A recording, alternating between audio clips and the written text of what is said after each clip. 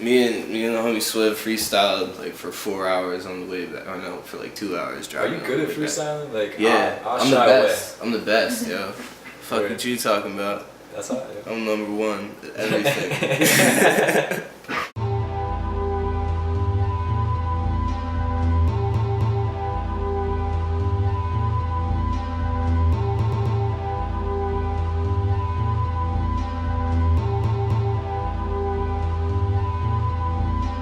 You got a romanticized vision of the pimpin'. If you thinking that you caught the glimpse of Declan simpin' in the expedition fetching women.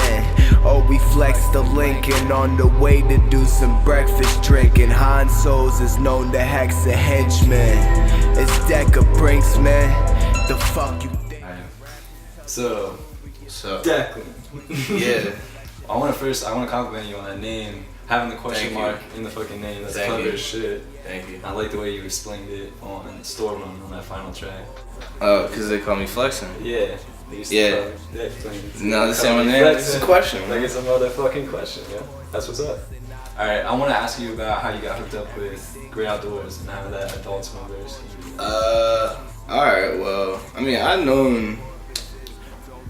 think I met Lige and Dave, fucking Huzzah and Dave the Raptor. Okay. For those who don't know, you know what I'm saying? Shouts out to them, but I think I met them. I was selling weed at one point, but I think I sold weed to them, and that's how that might have been how I met those motherfuckers. That's fine. I wanted to ask you about how you feel about being a white rapper. Like it's Oh shit! All right, let me tell you. Yeah, man. Let me tell you about this shit, man.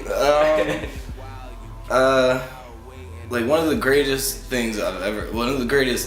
bits of insight I've ever read about being a white rapper was on the smoking section. A little blog. I fucks with that, John. It's the only rap blog I fuck with. But yeah, they said white rappers have to work twice as hard to get half the respect. But that was like 2007, and a lot of shit has changed with like the caliber of white rappers that are prominent and shit right now. Like Action Bronson, he fucking shit up. You know, even Mac Miller stopped rapping like like a dickhead. Yeah, like even Mac Miller stopped rapping like a dickhead. Like he kind of got his shit together. Yeah, so I mean, being a white rapper, it's just like it's either you have to really press the shit, which I don't, or you just don't talk about it at all. And I barely mention that shit. I don't think I do. Yeah. I don't be like, yo, I'm white, fuck y'all. Like, that's not what it is, man. I've transcended race. Fuck that shit. Word up, yeah. That's what it is. I feel that I categorize you more as a Philly rapper than a white. You know what I mean? Yeah. Like, I see like the lingo here. You know, like the slang is definitely real heavy in my raps. Yeah. You want to talk about that? Like dialect, I think is so crazy. Like you go to different areas and the way people talk is so different. Like the way people talk in Baltimore is so different than the way people talk in Philly. So and it really like translates in the music. It comes across very differently. But it's drawn. It's like describe it. You're like it's just normal. It's just shit that I would use in normal conversation. Like I don't go out of my way to like use some like out of pocket ass slang in my raps that I wouldn't say like talking to my mans. I mean, yeah, that's all it is. I'm just talking shit and it rhymes, kind of. That's all it is. So to get ready for this interview, I was like scrolling through your Twitter. And I saw you retweeted Snack Pack. And I'm really into the alt lit scene. Like Steve Rogenbuck is like I refer to Steve Rogenbuck as my bass guy. Like I never really got into Lil B that much, but like I'm really into it. Lil B is the shit though. A lot of rappers like Lil B. You want to talk about that? Like Lil B is the greatest rapper of all time. But like what is the draw?